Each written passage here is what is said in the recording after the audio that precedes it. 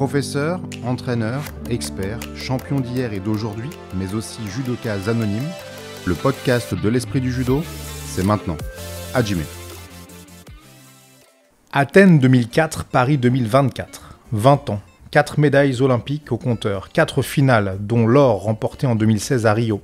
Pour sa 6e participation aux Jeux Olympiques, Sandrine Martinet visera une nouvelle médaille ce jeudi 5 septembre. À 41 ans, si son corps se rappelle parfois un peu douloureusement à elle, cette compétitrice dans l'âme n'a rien perdu de son insatiable quête de titre. Parole posée de la combattante du PSG Judo, qui va lancer l'équipe de France à l'Arena Champ de Mars. À chaque fois, il y a une saveur qui est différente. À chaque fois, il y a une difficulté qui est différente. D'autres qu'on va aussi retrouver. On va servir de l'expérience, notamment sur les blessures, de ce qui s'est passé avant pour transcender ça, en fait. Et à chaque fois, c'est une aventure humaine différente et toujours beaucoup de plaisir sur le tatami malgré tout. Malgré l'âge, malgré les douleurs, malgré l'augmentation du niveau à l'international. Et au contraire, c'est d'autant plus grisant que à chaque fois, finalement, c'est de plus en plus dur. Et du coup, moi, ça me grise de plus en plus. Et là, le fait que ce soit à la maison et d'avoir ses proches, sa famille, ses partenaires dans les gradins et d'avoir tous ceux qui nous soutiennent, qui pourront être présents le jour J, et un public acquis à notre cause. Pour avoir connu sur la finale notamment de Pékin, d'avoir tout un stade contre soi, ça va être fantastique. On a vu avec les Olympiens un petit peu l'ambiance qu'il pouvait y avoir. Bon, moi j'ai pas pu aller sur place, mais j'ai eu plein d'échos qui disaient qu'il y avait vraiment beaucoup de bruit. Et c'est vrai qu'il va falloir anticiper ça. Ça peut être quelque chose de compliqué à vivre, surtout pour qui ce sera la première fois. Et même moi, même si j'ai fait plein de jeux, ce sera la première fois qu'il y aura vraiment autant de public qui va nous encourager. Donc il va falloir gérer ça et vraiment s'en servir de manière positive, sans pour autant partir dans tous les sens, parce que ça va aussi donner beaucoup d'énergie. Et à l'inverse, pas nous crisper et nous dire que il faut absolument qu'on gagne. Non, il faut d'abord faire son judo, donner le meilleur de soi-même, pas avoir de regrets. Et ces choses-là, ça doit être que du positif. Je pense que ça, c'est un truc que j'ai appris au fur et à mesure des années. C'est la confiance en soi, c'est hyper important, se sentir capable d'aller décrocher la lune ce jour-là et la plus belle des médailles. Moi, forcément, en étant maman, je pense que mes enfants, et mon mari, c'est un super moteur pour moi. Vraiment, le fait d'aller chercher une médaille, notamment pour ma fille qui n'était pas là à Tokyo. Mon fils a connu Rio et ma victoire, donc c'est important pour moi d'aller chercher une médaille pour que ça valide un peu tous les efforts et ça va l'aider en vivant ce moment à comprendre pourquoi maman elle est absente, pourquoi maman elle est fatiguée, pourquoi maman elle est blessée.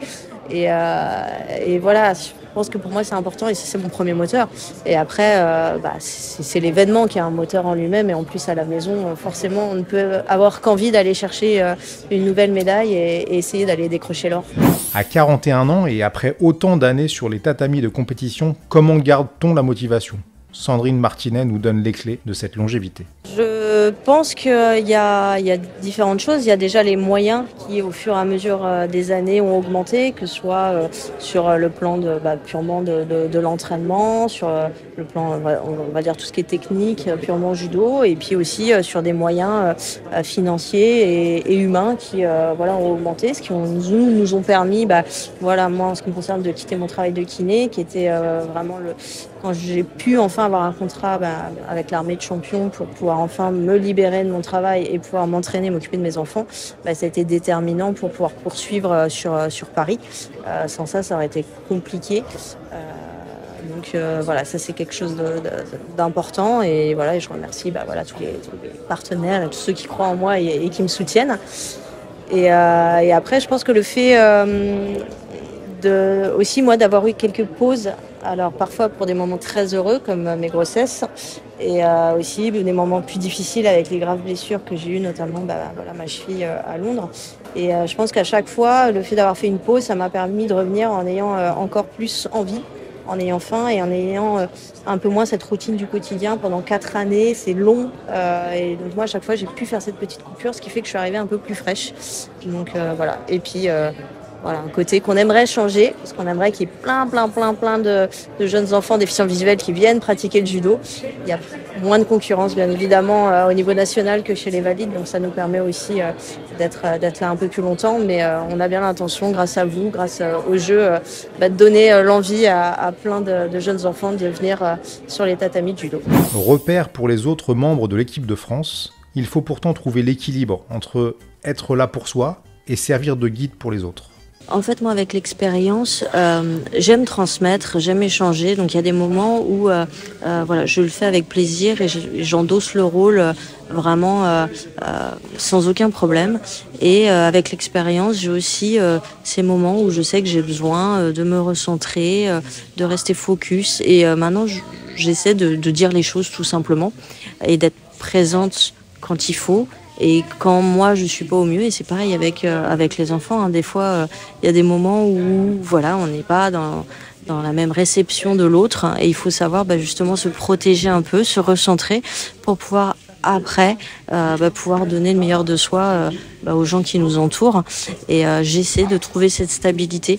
Et j'avoue que voilà, des fois je dis non parce que j'en ai besoin. Et derrière, je sais que ce nom-là va permettre d'ouvrir plus après, mais que l'important, c'est pour nous tous, et c'est ce que je dirais aux camarades, il ne faut pas se faire manger par toute cette ampleur et par cette pression, mais voilà, savoir à chaque fois se recentrer, pas s'éparpiller, parce qu'il peut y avoir des choses qui paraissent waouh, c'est super, mais en fait, on va perdre beaucoup d'énergie là-dedans, au lieu de garder cette énergie pour les petits trucs qui vont faire que le jour J, on sera présent à 100%. Donc voilà, l'expérience fait que voilà, j'arrive, en tout cas j'espère, parce qu'on est personne n'est parfait, personne n'a la méthode, voilà, mais en tout cas on essaie de faire au mieux pour pouvoir gérer les sollicitations et ses besoins propres. Mais c'est vrai qu'avec l'expérience, on se connaît de mieux en mieux, et du coup c'est plus facile d'assumer cet équilibre. La volonté, elle l'a. Mais il faudra évidemment faire face à celle des autres femmes fortes de la catégorie. Il y a cette fameuse Kazakh, bien évidemment, qui va être très dure à battre, mais quel meilleur jour que de la battre le 5 septembre en finale. Voilà.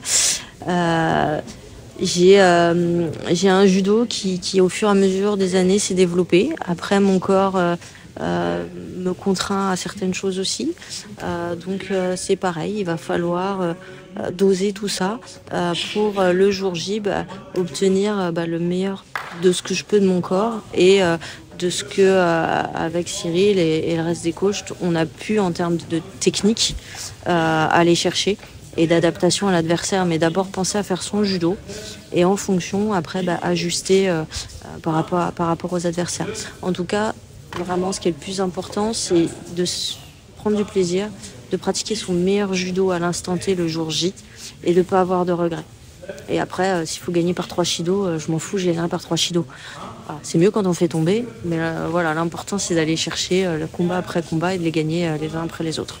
Voilà, on s'est entraîné, on a fait on a fait tout ce qu'il fallait pour arriver parfaitement le jour J dans les meilleures capacités possibles, et même si c'est pas parfait, même s'il y a un truc, un petit caillou dans le machin, c'est pas grave, notre objectif il est là et on doit être à 200% concentré là-dessus. Et à partir du moment où on donne le meilleur de soi-même, même si ça sourit pas à la fin, on n'aura pas de regrets. Et ça, je pense que c'est un des discours de Christophe quand on est arrivé sur les stages d'été là, où voilà, se donner à 2000% et pas avoir de regrets, pour moi c'est le plus important. Et après, généralement ça sourit en ce qui me concerne, et j'espère que ça sourira un maximum de l'équipe. Mais voilà, pas passer à côté des jeux parce qu'on a trop stressé ou parce qu'on a trop voulu bien faire. Avec un sentiment de revanche dans quelques heures à Paris. Moi j'ai assumé les titres que j'ai pas ramenés, les défaites que j'ai eues.